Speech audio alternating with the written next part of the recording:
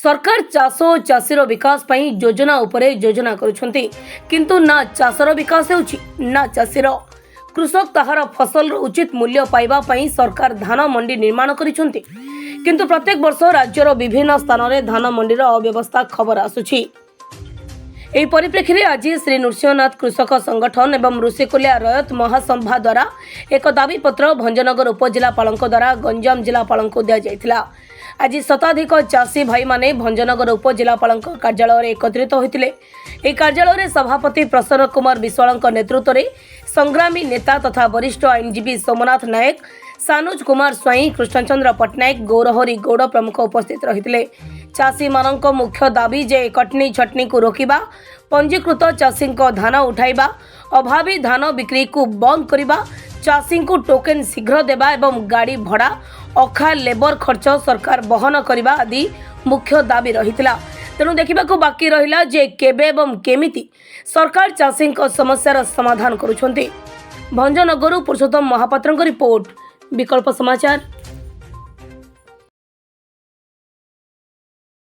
महेंद्र कुमार नायक, गाँ जीरावाड़ी ब्लॉक जगन्नाथ प्रसाद। आसियार कारण तो आम ऋषिकुलिया रही महासंघ तरफ तो सब आसचु। तेणु गोटे दुखर कथा आज धान मिल तो जहाँ कि कटन छटन तो अच्छी, मुख्य है जमी चाषी असली किंतु जमी नकली जो जमी धान ही से सब सर्वे टोटाल सोसाइटी जमी सोसाइटी कोऑपरेटिव बैंक अच्छी सब डिपार्टमेंट लाइन सब प्रीति सब चलती। टोटाल चाषी धान किए देखुना को मंडी को उद्घाटन किए जावाक ना 4 जन मंडी उद्घाटन हो लोके जानूना जो मेम्बर अच्छे से जानूना चाषी सोसाइटी है जानले सोसाइटी धान को दिन दिया जानले चाष धान देवे किमी। तेणु मुख्य उद्देश्य है जिलापाल उपजिला मोर अनुरोध एवं से जमी गुड़ा तनखी देखु प्रति एग्रीकल्चर ऑफिस को पचारू सैटेलाइट सर्वे आउे एनक्वारी हो धान जो धान दब गाड़ी में धान फोटो वीडियो सह चाषी दब सोसाइटी सीधा मिल तार छोट वीडियो रही मोर वक्तव्य शेष कर। आज्ञा मो ना सानुज कुमार स्वाई, ग्राम गोबरा, पंचायत गोबरा, बेलुंठा ब्लॉक। आम नृसिंहनाथ कृषक संगठन तरफ आसलु। उपजिलापाल महोदय सार को आम समस्ते भेटिलु। चाषी मानकर गोटे बहुत गुड़े प्रतिश्रुति सार देइचंदी। से प्रतिश्रुति मध्यरु मुख्य प्रतिश्रुति है जदि कौन सेक्रेटरी बा एमआई बा कौन ऑफिसर यदि चाषी को कहूँ से मैंने डायरेक्ट मिल की धान नापी ताले से ना लिखित आकार अभियोग आकार आपण आसिक मत जनइबे बोलिक उपजिलापाल सार कहते। तेणु आम चाषी मान को सचेतन करने चाहूँ जदि कौन से चाषी को सेक्रेटरी कहूँ सीधा सड़क मिल को नियो ताले आपण भंजनगर उपजिलापाल सार को आसिक भेटिकी से ना लिखिदेवे। सार कहते जदि यही प्रकार कौन काम होमें सीधा सड़क सस्पेंड करूँ। द्वितीय कथा है एबे जो मिल वाला ने अखा बाबद 700 ग्राम काटी आरंभ कर आरंभ टू आप बंद करूँ, विरोध करूँ। जदि कौन मिल वाला 700 ग्राम काटुची अखा बाबद को ताले सार को आसिक अभियोग करूँ।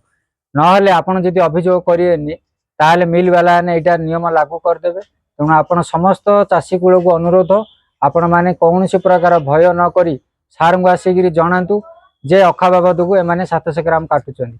से मिल वाला से सेक्रेटरी से एमआई विरुद्ध सार कार्यानुष्ठान ग्रहण करेंगे बोलिक आमको प्रतिश्रुति देइचंती। अन्य विषय कहवाई मोर अन्य भाई मैंने अच्छा। तेणु आम नृसिंहनाथ कृषक संगठन तरफ जहाँ जहाँ दाबी रखी सार ग्रहण कर प्रतिश्रुति देइचंती। तेणु आपण मैंने कौन प्रकार भय न करी जदि कौन अन्याय है चाषी प्रति ताल आसिक सार को जनइबे। भित्ति से 5 केजी काटवे लगी चाषी मान शोषण कर केवल उद्देश्य। तेणु सुचारू रूपे सरकार नियम लागू होना। आरएमसी जो नियम प्रकार गाइडलाइन देती से हिसाब से देले वर्तमान कौन सी लोकर एफएक्यू मान ठू कम हेबना। एफएक्यू मान धान यही वर्ष समस्त अच्छी ताकू बाहाना करी 5 केजी लाखे एफएक्यू मान ना बोलिक 5 केजी लाखे से एक्सेस धान नेबार लगी।